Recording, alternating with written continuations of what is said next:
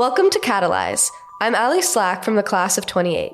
Today's episode is a recording of a 7 talk from the 2025 Alumni Forum.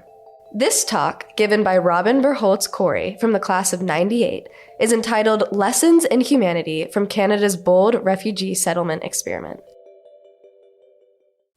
I remember the moment it all began. It was a fall night, exactly 10 years ago, and my husband and I heard this call to action on the radio by an organization called Lifeline Syria. They were calling on ordinary Canadians to do something extraordinary, to sponsor a Syrian family for their first year in Canada, providing both time and financial support. If you recall, at the time, a civil war was raging in Syria. On a daily basis, we were seeing images of families fleeing chaos and violence. 5 million Syrians had fled the country. It was the largest refugee crisis since World War II. And most countries were turning them away. And even still, there were so many reasons not to do this. I had 3 young kids, worked in the nonprofit sector already. We had means, but not that much. There had to be plenty of people who would do this.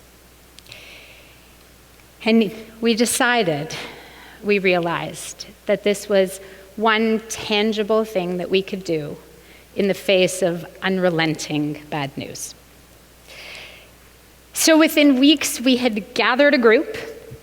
I remember that first fateful conference call with our Google Docs and spreadsheets open, planning and action. We were Norwegians, Canadians, Palestinians, and Americans, spanning backgrounds, religions, and professions. We were book club friends, neighbors, work colleagues, and family. And among us were 4 Morehead-Cain Scholars, including Scott and Julie Weary and Jordy Koski, who are here with us this weekend. We called ourselves True North. And over the next year, we raised enough money to bring 2 Syrian families to Canada. And within the next 5, we expanded our group, raised almost $200,000, and helped bring 14 Syrians to Canada, transforming all of us in the process. And we weren't unique. This experience was being replicated across towns and cities all across Canada. I remember the immigration minister at the time famously saying, "We cannot provide Syrian refugees fast enough for all of the Canadians that want to sponsor them." Underlying this program are 2 simple and connected ideas. The first is that if governments trust and invite citizens to act, then the impact can be multiplied many times over. And the second is by engaging deeply across difference, we don't just help others integrate, we change ourselves. Because the private sponsorship program blurs the line between the helper and the helped, it's not charity. It's the slow, beautiful process of building community, one relationship at a time. I wish I could stand here and tell you about each and every one of these extraordinary humans, but instead I'm going to give you a glimpse into a couple. The first family we welcomed was Khaled and his mother Amira. Khaled was a young dentist in Syria at the time that the war broke out. He shifted to providing humanitarian support to civilians that were resisting the Assad regime. And when it was just too dangerous to stay, he fled with his mother to Turkey. Khaled and Amir arrived during a Canadian blizzard like no other. I remember the night before, Julie and I had stocked the fridge of the temporary place they would be living. Folks in our group had collected winter clothes, and Julie even found the Turkish coffee that she knew they would love. They got off the plane terrified, speaking very little English, but to warm and eager faces. I remember Julie saying, Julie from Florida, that was the first night that she felt truly Canadian. In those first weeks, we helped them find an apartment and work. Khaled dreamed of requalifying as a dentist in Canada, but after so much time and so much effort, that proved impossibly steep. However, he ended up working in a dental clinic, got married, had a child, and built a life in Canada.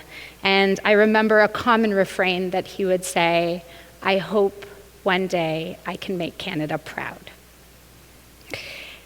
And then there's Ayat, the warmest 22-year-old biology student who fled Syria with her family and ended up in Canada on a leadership scholarship. And we met her because she had been paired up with our sponsorship group through a program that connected Arabic-speaking university students to private sponsor groups. And while she was juggling a course load and a part-time job, she showed up to translate at key appointments and helped our families navigate the health and education system, forming a bridge between our two worlds. And in the process, we formed a very special bond. I was there for her wedding, for the devastating loss of her 18-year-old sister, and for the birth of her babies. I still remember the smell of this meal she had prepared for us in her dorm room that my family came to, where we pulled the table up to her radiator that doubled as a bench.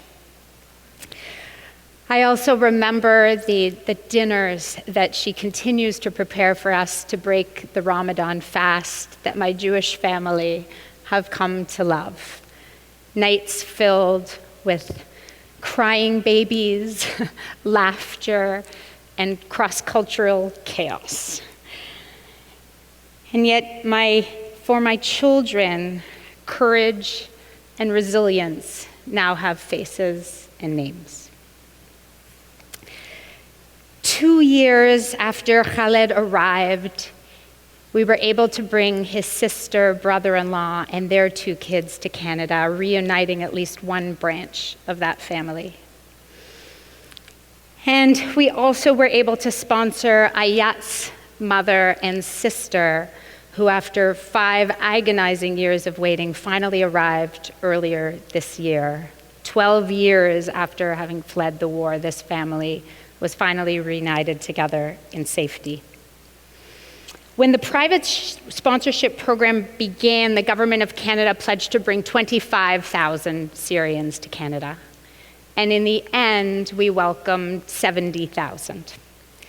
This model has been replicated in the UK, in New Zealand, and Ireland, and even the US. And in many ways, it was a bold experiment, testing whether public systems could be designed not just to serve citizens, but to activate them. And it worked. The Syrian families integrated faster. They were 5 times more likely to find employment, and they were significantly less likely to need public assistance after their first year. And most strikingly, this didn't cost taxpayers more. Public spending was amplified by private generosity, by civic energy hiding in plain sight. I've come to believe through this experience that citizenship is not a legal status, it is a practice. We don't belong to a country because we were born there.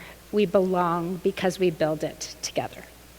And at a time when polarization and othering are dominating public life, I believe this program offers an antidote. For me, it has reinforced that curiosity and compassion can be civic virtues. Earlier this year, a WhatsApp message popped up on my phone from Khaled, and he said, "I am moving back to Syria. My country needs me to rebuild." With the fall of the Assad regime, he felt called to contribute. Now he wanted to make his country proud. Julie has a photo on her desk of Khaled and his mother's Canadian reunion with his sister, and it's accompanied by a quote that reads, "We are all waves from the same sea." And that's really what this experience has felt like for me. The realization that we are all moved by the same tides of hope, loss, and love.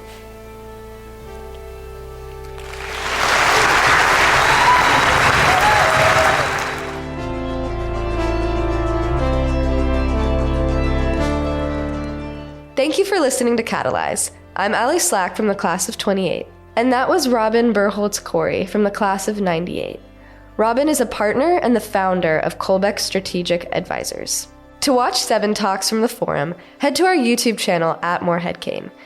You can let us know what you thought of this episode by emailing us at communications@moreheadcain.org or by finding us on social media at Morehead-Cain.